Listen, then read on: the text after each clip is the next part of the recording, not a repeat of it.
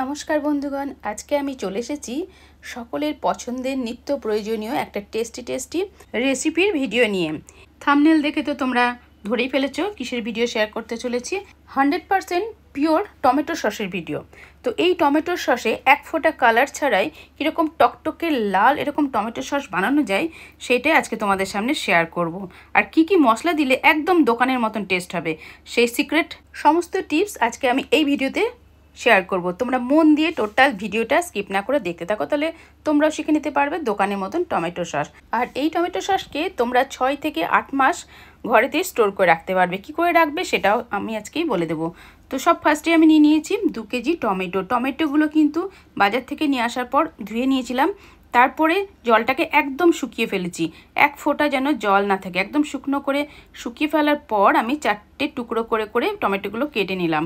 তবে 4টে টুকরো না করলেও হতো, কিন্তু 4টে টুকরো করলাম কেন সেটাও তোমাদের বলে দিচ্ছি। দেখো, এবার আমি প্রেসার কুকারে দিয়ে দিলাম সেদ্ধ করার জন্য। এই টমেটো সেদ্ধ করার সময় আমি কিন্তু এক ফোঁটা জল ইউজ করব না। জল যদি এর মধ্যে দেওয়া হয় তাহলে কিন্তু টমেটো সস বেশি দিন ভালো থাকবে না, নষ্ট হয়ে যাবে। তো টমেটোর ভেতরে যে রসটা আছে, দেখো হাত দিয়ে এইভাবে চেপে চেপে রসটাকে কয়েকটা টমেটো থেকে বের করে এর ভেতরেই দিয়ে দিলাম। এবারে প্রেসার কুকারটাকে ভালো করে লাগিয়ে দিলাম। লাগিয়ে দিয়ে গ্যাসের ওপরে হাই করে বসিয়ে কিছুক্ষণের জন্য বসিয়ে রাখবো। তো 2টো স্টিম হলেই টমেটোগুলো ভালো মতন সেদ্ধ হয়ে যাবে। ততক্ষণ পর্যন্ত আমি টমেটোটাকে সেদ্ধ করে নিচ্ছি। প্রেসার কুকারে স্টিম দেওয়া হয়ে গেছে। এখন প্রেসার কুকারটাকে একটু ঠান্ডা করে নিয়ে এবার খুলে দেখাচ্ছি। দেখো প্রেসার কুকারে টমেটোগুলো কত সুন্দর সেদ্ধ হয়ে গেছে। দেখেই বুঝতে পারছো আমি কিন্তু এর ভেতরে এক ফোঁটাও জল ব্যবহার করিনি। টমেটোগুলো সেদ্ধ হয়ে যাওয়ার পর দেখো কত পাতলা একটা রস দেখতে পাচ্ছি, মনে হচ্ছে যেন জল মিক্সড করা আছে, তবে এটা মোটেও জল নাই। সেই পাতলা রসটাকে আমি আলাদা করে নিলাম। তারপরে যে টমেটোগুলো রয়েছে টমেটোটাকে হাতে দিয়ে দিয়ে প্রেস করে করে ভালো করে ঘেটে নিচ্ছি। অল্প কিছুক্ষণ ঘেটে নেওয়ার পর এটাকে স্ট্রেনারে ভালো করে ছেঁকে নেব। তবে ছাঁকনির ওপরে টমেটোগুলো সমস্ত একবারে দিলে হবে না, অল্প অল্প করে দিয়ে এরকমভাবে হাতা দিয়ে চেপে চেপে টমেটোর মাড়িটাকে বের করে নিতে হবে।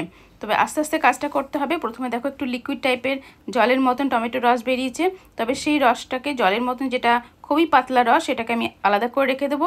টমেটোর এই পাতলা রসটা কিছুক্ষণ পর বুঝতে পারবে যে আমি কি কাজে লাগাচ্ছি। টমেটোর ঘন রসটা আমি এখন নিয়ে নিচ্ছি, আর বাকি বীজ আর টমেটোর খোসাগুলো এগুলো ফেলে দিচ্ছি।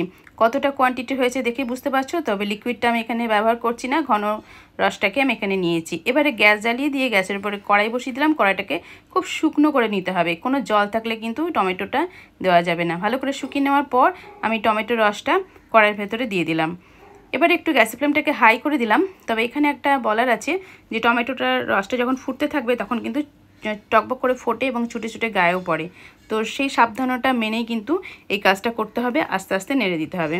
তো বেশ সুন্দরভাবে ফুটে উঠেছে। এবারে আমি কিছু মশলা রেডি করে নেবো। তার জন্য নিয়েছি কয়েকটা শুকনো লঙ্কা, টমেটো সসের কালারটাকে লাল করার জন্য আর ঝাল করার জন্য একদম টকটকে লাল শুকনো লঙ্কা নিয়েছি, আর এই পাতলা টমেটোর রসটা, এই রসটা একটা বাটিতে দিয়ে দিলাম, দিয়ে কিছুটা পরিমাণে দিয়ে দিলাম। তারপর দেখো এবার কি করে কাজে লাগাচ্ছি। এবার এই লঙ্কাগুলো এই রসের মধ্যে দিয়ে সেদ্ধ করব। দিয়ে এতে কিন্তু জল ব্যবহার করব না, আগেই বলেছি। যদি জল ব্যবহার করা হয় তাহলে পরে এই সস কিন্তু বেশি দিন ভালো থাকবে না। তো ওই রসেতেই লঙ্কাগুলোকেও সেদ্ধ করতে বসালাম। এদিকেও একটু এই টমেটোর রসটাকে একটু নেড়ে চেড়ে দিচ্ছি। আর সসের মধ্যে কী কী দেবো সেইগুলো এখন একটু রেডি করে নিচ্ছি। তো একটা পেঁয়াজ নিয়েছি, পেঁয়াজটাকে খুঁড়ে রস বের করে নিয়েছি। আর কয়েকটা কোয়া রসুন ছাড়িয়ে নিচ্ছি। রসুনটাকে খুব ভালো করে বেটে নেব।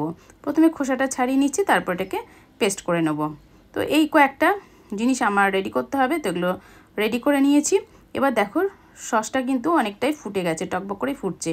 এবার এই যে পেঁয়াজের রসটা, ছোট্ট বাটির 1 বাটি পেঁয়াজের রস হয়েছে, মানে মাঝারি সাইজের একটা পেঁয়াজকে কুড়ে নিয়ে যতটা রস হয় সেই রসটা এখানে দিলাম।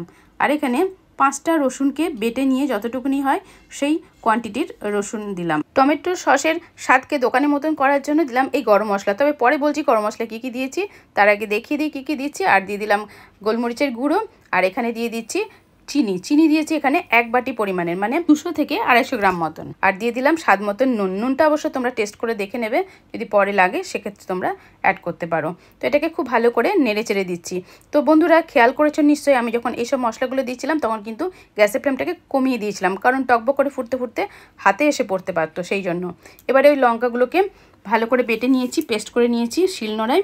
দিয়ে এবার লঙ্কার পেস্টটাকে মিশিয়ে দিলাম। তবে এই লাল লঙ্কাটা দেওয়ার পেছনে কিন্তু কারণ আছে, সেটা হলো টমেটো সসের কালারটাকে আরও টকটকে লাল করার জন্য। টমেটো সসের মধ্যে সবথেকে গুরুত্বপূর্ণ জিনিস হচ্ছে ভিনিগার। ভিনিগারটা না দিলে কিন্তু টমেটোর সসটা কিন্তু বেশি দিন ভালো থাকবে না বা খেতেও কিন্তু সুস্বাদু হবে না। তো 1 কাপ পরিমাণে ভিনিগার এখানে দিয়ে দিলাম। তারপর কিন্তু আবারও বেশ কিছুক্ষণ ধরে ফুটিয়ে নিলাম। ফোটাতে ফোটাতে ঘনত্বটা একটু দেখে নিতে হবে।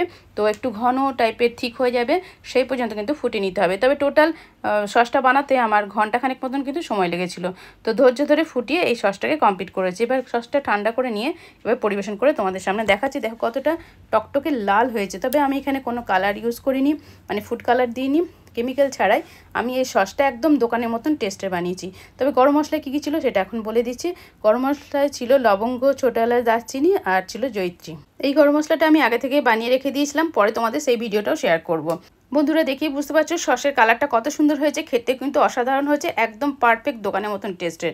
তবে এই সসটা তোমরা 1 বছর পর্যন্ত ঘরে স্টোর করে রেখে দিতে পারো, ফ্রিজে রাখবে অবশ্যই, আর কাঁচের কন্টেনারে এয়ার টাইট করে রেখে দেবে, তাহলে পরে কিন্তু তোমরা 1 বছর ধরে এটাকে খেতে পারবে। তো বন্ধুরা এই সসটা তোমরা সমস্ত স্ন্যাক্স দিয়ে খেতে পারো। বাচ্চারা তো সস খেতে ভীষণই ভালোবাসে এবং একদম নির্ভেজাল এই সসটা তোমরা শান্তি মনে তাদেরকে খাওয়াও, কোনো অসুবিধা হবে না, বরঞ্চ উপকার দেবে। তো বন্ধুরা আমার এই ভিডিওটা ভালো লাগলে লাইক, কমেন্ট এবং শেয়ার করার অনুরোধ রইল। আর নতুন বন্ধু হয়ে থাকলে অবশ্যই আমার চ্যানেলটিকে সাবস্ক্রাইব করে পাশে থাকা বেল বাটনটা অন করে রেখো। Tata, bye bye.